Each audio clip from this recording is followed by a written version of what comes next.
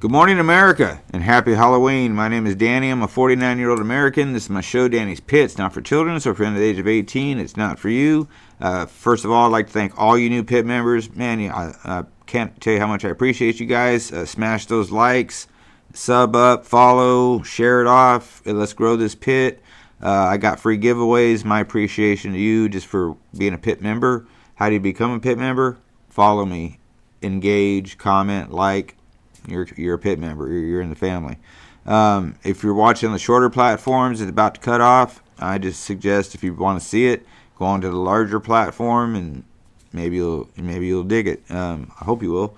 So anyway, in the spirit of today being Halloween, the topic of today's Pit will be: do you believe in ghosts? And drop comments, like I keep saying, drop comments, because this should be a fun one. Because I know there's going to be some stories out there.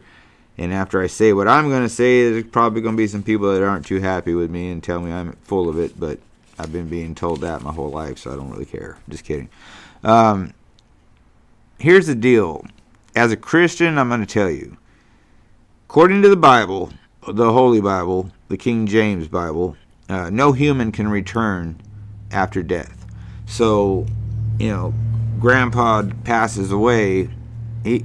As much as we'd like to think he's looking down on you on your wedding day, or looking down from up there on whatever day, or the day you had your first baby or something, he's not. Hopefully, when Grandpa passed, he was judged and went off to heaven.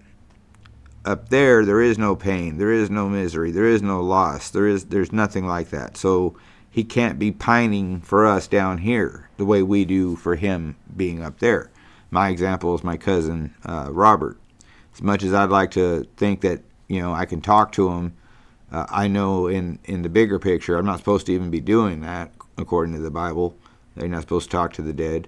But he can't hear me anyway, and I'd get more out of it if I was talking to Jesus himself, which is what I do a lot. In the Bible, actually, Hebrews chapter 9, verse 27, it declares that it is appointed for us to die once, and after this, the judgment. So, and that basically just means, I'm sure you guys know, that basically just means that we die, we go up, we're judged, and we either go further up or we go way down to the bad place. And there's a lot of people that walk around saying things like, they were gardening and a ladybug landed on their hand, and that was their grandmother saying hello. No, that was just a ladybug landing on your hand because you were surrounded by flowers. The thing is, that's not, I wish that could be true, but it's not. Now, there are unclean spirits that walk around this earth everywhere. So I guess you'd call them demons. These are the ones that whisper into like the psychics and the palm readers and those types of people. They can give them a little insight, but they're not human, not at all. Just like an angel's not human. Some people think if someone's unalived quickly and in a really bad way, their spirit gets stuck in a place and haunts that place. That's just not how it works in real life. If you read the Bible, you would know that, just like I did. I only found that out about 3 years ago, actually. It just popped out to me right around Halloween time, and like I said, me and my wife looked it up and found it. But there are things that are unexplainable. Like my grandma had this house that had this cold room. That's what we called it. Me and my sister and my cousins all called it the cold room, because it was always about 10 or 15. Maybe even sometimes 20 degrees colder than the rest of the house, inexplicably, as a child. I look back on it now, and it was a room that you walked down 3 steps to get into. So it was a good 3 or 4 feet below the rest of the house. Probably why it was freezing in there all the time. So, it wasn't no ghost down there making it cold. I do think, though, that certain places, when things are done there, can have a portal kind of effect. And I don't mean a portal like to another planet. That's impossible.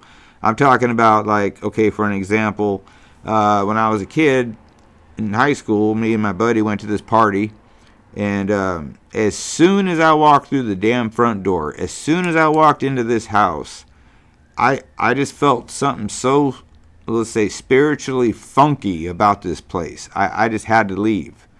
I remember I took a drink off my beer, and it was like it got caught in my throat. I did not want to be there anymore. I was starting to get to the point where I was going to get violent. So I went and grabbed my friend, and I said, you can stay if you want, but I'm out.